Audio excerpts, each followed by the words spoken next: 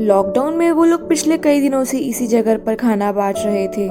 हैरानी की बात यह थी कि एक कुत्ता हर रोज आता और किसी न किसी के हाथ से खाने का पैकेट छीन कर ले जाता था। आज उन्होंने एक आदमी की ड्यूटी भी लगाई थी कि खाना लेने के चक्कर में कुत्ता किसी आदमी को काट न ले। लगभग 11 बजे का समय हो चुका था और वे लोग अपना भोजन वितरण शुरू कर चुके थे।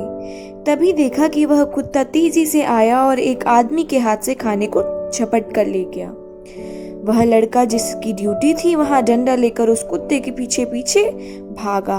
कुत्ता भागते हुए एक दूर जाके झोपड़ी में घुस गया।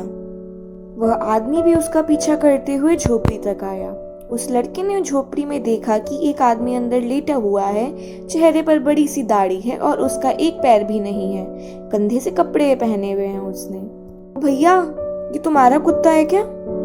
मेरा कोई कुत्ता नहीं है, कालू तो मेरा बेटा है, उसे कुत्ता मत बोलो, दिव्यांग बोला।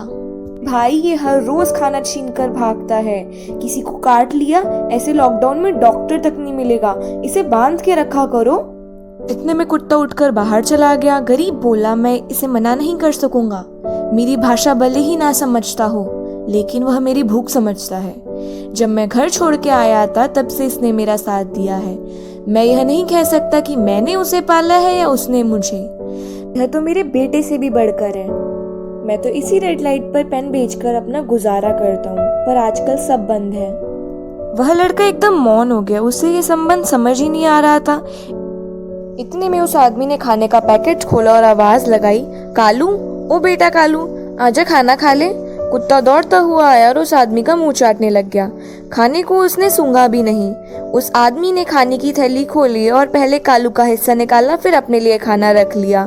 खाओ बेटा, उस आदमी ने कुत्ते से कहा, मगर कुत्ता उस आदमी को देखता ही रहा। जब उस दिव्यांग ने अपने हिस्से का खाना खाना शुरू करा तो उसको देखने के बाद कालू ने भी खाना खाना शुरू कर दिया।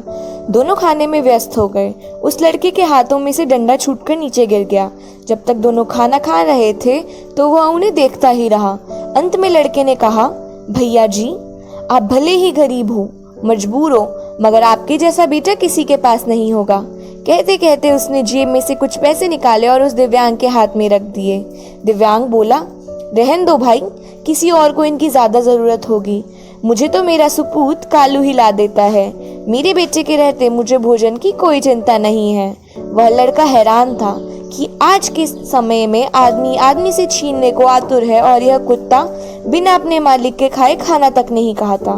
उसने बड़े प्यार से कालू के सिर पर हाथ फेरा और बोला, कल से खाना लेने आ जाना कालू, तुझे मैं 2 पैकेट दूंगा, ठीक है? और किसी से छीनने की जरूरत नहीं है, सीधा हमसे ले लेना। कालू तो जन्म से ही जानवर है, फिर भी वह अपनी शक्ति का उपयोग किसी गरीब मजबूर की सहायता करने में लगा रहा है। और हमें तो भगवान की असीम कृपा कर मानव का जन्म दिया है, और हम कोई दवाई के नाम पर तो कोई हॉस्पिटल के नाम पर तो कोई अन्य किसी के नाम पर मजबूर को लूटता आ रहा है। मनुष्य जन्म बार बार नहीं मिलता। ऐसा ना हो कि हमें कोई सत्कार्य ही ना करा हो और हमारा जीवन यूं ही लुट जाए। इस बात पर जरूर गौर करें। अगर आपको मेरी ये प्रेरणादायक कहानी पसंद आए तो इसे सब में शेयर कीजिए और ऐसी ही और वीडियोस के लिए मेरे चैनल को सब्सक्राइब कीजिए। आप सभी का बहुत बहुत धन्यवाद।